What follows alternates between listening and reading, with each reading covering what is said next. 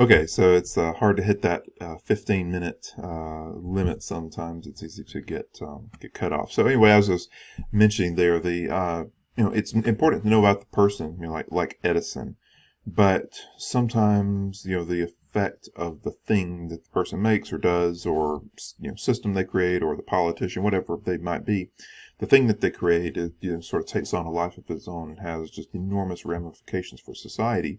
And these are worldwide ramifications. So what happens to humans who've always been tied to the day and night cycle when you introduce electric light, and people can, work any time of the day? You can have 24-hour shifts at a factory because it's easy to light the place.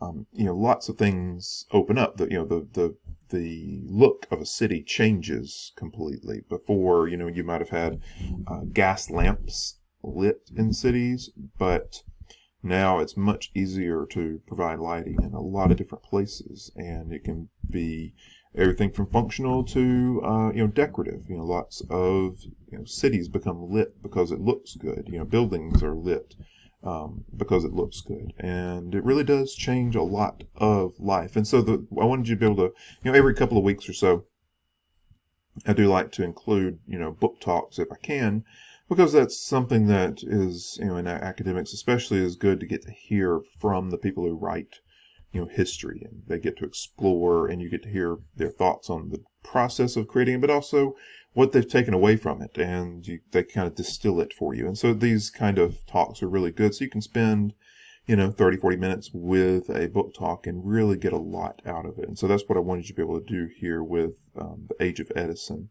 And so you can check that out, spend some time with it, and then you can come back here and we'll talk about some of the challenges of the industrial world that was being created. So we'll see you back in a few minutes.